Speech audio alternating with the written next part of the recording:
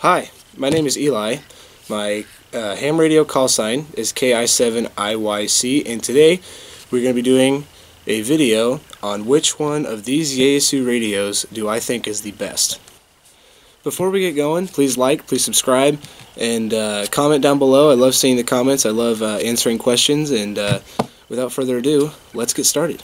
First things first, let's start with the Yeasu FT60. This radio is 2 meter, 70 centimeter, which means it operates locally, which by itself without a repeater about at best 5 to 8 miles, I'm guessing.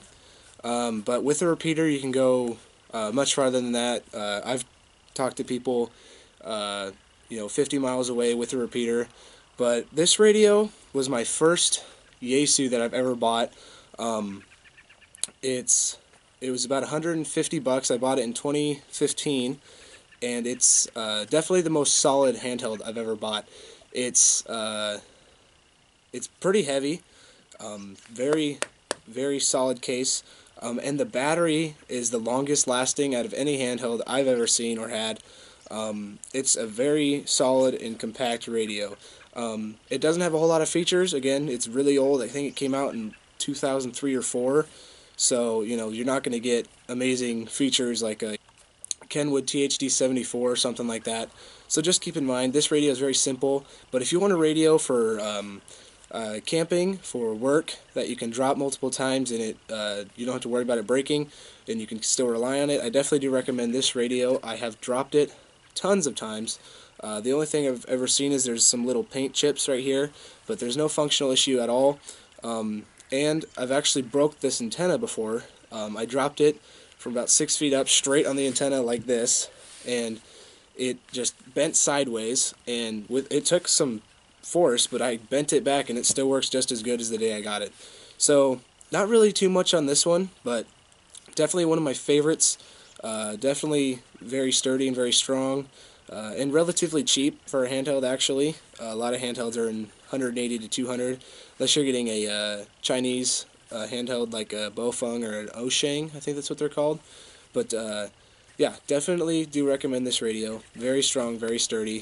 Alrighty, we've moved on to the Yeasu FT2D. This radio has a lot more features than the FT60. It's a lot more expensive too. It's about $400 is what I got it for. I bought all of these radios at a ham radio outlet, just in case you want to know. But this radio has, again, a lot more features. It's got a touch screen, and it's twice the size of most handheld screens, so that's nice. But the touch screen isn't like your smartphone. So if you have a smartphone and you're used to just touching and it's just super fast, it's not like a smartphone. So what you have to do is you kind of press and hold, and then it'll do it. So it's a little slow, but for a handheld, it's pretty cool. The biggest thing that I like about this is that it has C4FM, GPS, and APRS built into it. So I use the C4FM more than anything. There's a repeater with wires X a couple miles away from me, and I use that to talk to guys in Japan. I talk to guys in Hawaii, in Germany, and all kinds of places like that. It's not as solid as the FT60, which is expected. It's a little more plasticky, but it definitely feels a lot more solid than other handhelds I've had. But again, it's a little bit more vulnerable to breaks or scratches just because it's more plasticky, and the screen is so big. So then again, but it does have a micro SD card that you can put in here, and you can purchase a USB camera mic, which is crazy for a radio. I never even know you could do this until just a few months ago. But you can get a camera mic for it, plug it into this thing, take a picture with the camera mic, and send it to people through Wires X to other handhelds that have this function, or even to the base rig, which is the FTM 400, I believe. But you can pull it up on the screen, and it's not super high quality, but it definitely, you can tell what it is. So that's pretty cool. The camera mic's pretty expensive, so just be aware of that. But yeah, this radio definitely one of my favorites out of all the radios I have, not just out of the Yeasus. There's already some wear and tear on it. Some of the buttons are starting to have a little plastic peel on them, which is kind of annoying, but can't do too much about that. But yeah, if you're looking for a radio with GPS, APRS, and C4FM, definitely recommend Yeasu FT2D. And finally, we move on to the Yeasu FT857. This radio is the biggest Yeasu I've ever owned, the biggest radio I've ever owned, which is actually kind of sad because it's the smallest, or the second smallest HF radio that you can get. This covers 2 meters, 70 centimeters, as well as 6 meters on HF through 160 meters in all modes. This radio is pretty heavy for its size, but what I like about it is it's a base and it's a mobile. So there's a detachable faceplate right here. So if you push this down, or in, you can slide this to the side and use the separation kit that you get with the radio, and you can plug it into your car using just the faceplate here, right here. That's a big plus for me. I like being able to move radios around. I don't like having a permanent home for things, and with the detachable faceplate that it has, it's definitely one of the pluses, I think. But another feature I like about this radio is the screen. When you turn it on, you can change it. I think there's like over 20 different colors you can put on it. There's a lot, well, there might not be that many, but there's a lot of colors that you can use to kind of adjust for what time of day it is. And you know, if you're outside and you can't see the screen the best, you can turn the colors and it'll show up better or worse in some cases. But this radio is definitely very nice.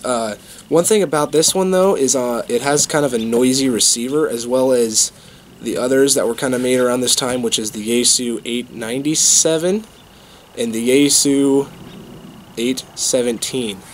So those three radios kind of have a noisy receiver, but they're all meant for portable use. Well, this one's meant for portable and mobile.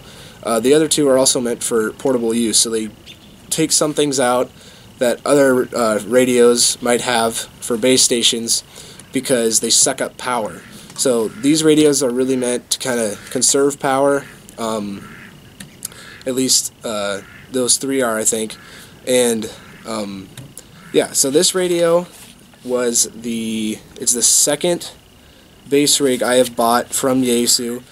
I sold the other one, which is a Yeasu FT8900, and that one worked great too, but I wanted more bands, more features, and this one gave it to me. It gave me the 8900 only covers 70 centimeter, 2 meter, and 6 meter and 10 meter. So this one definitely has a lot more. It covers, you know, again, all the bands, but I just like how compact it is. You can put it in a backpack and really save space. I mean, it's really not that big. I mean, it's for an HF radio that also does VHF, UHF, it's really small. So you can put it in a backpack, go hiking, take it on soda trips, or if you do soda, summits on the air, you can take it up on mountains pretty easily. There's also, if you want to put it in your car, there's this antenna called the ATAS 120, and it works best with this radio. It's designed, and it's a screwdriver antenna.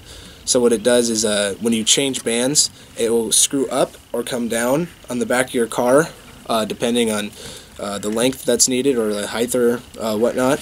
But yeah, so this radio is definitely the favorite bass rig that I've ever had. I've had 3 of them, but this one definitely takes the gold. I like this one a lot, and it has 2 connectors for coax cable. It has, here, let me see. It has HF in the middle and VHF, UHF on the side. It also has plugins for Morse code keys and stuff like that. But this radio is definitely my favorite bass / mobile rig that I've ever had. But it's about $800, which is really cheap for a radio that can do this much. But if you're looking for some bigger radios, I wouldn't suggest this. Or if you're looking for a real bass rig, I would look elsewhere. But this one definitely is worth your money, I think, if you buy it, and you'll be very happy if you do. Okay, so which one do I think is the best, and which one is my favorite? If I had to say, it's gotta be the Yeasu 857, and that's because it's not a handheld. You can't take it for walks or anything. But the thing that I love about this is it's just so portable and it's so easy to use. You can take it basically anywhere. I've put it in backpacks, gone hiking with it, and I've activated on mountains. I've transmitted. I've taken it. I've put it in my car, and I don't ever have a permanent setup because I can just take it right back out again and use it elsewhere. But this one's definitely my favorite. I definitely recommend this to anybody who's looking to, or if they just got their general or even technician, because it does 70 centimeter and 2 meter, which is what your technician license allows. But definitely do recommend this if you're moving on to a general, or if you're a technician, or if you're an extra. It's a very great radio if you're looking for portability, and if you're looking for a mobile, for a radio in your car. This will do a good job. And as well, you can use it for HF in your car too. I forgot to mention that.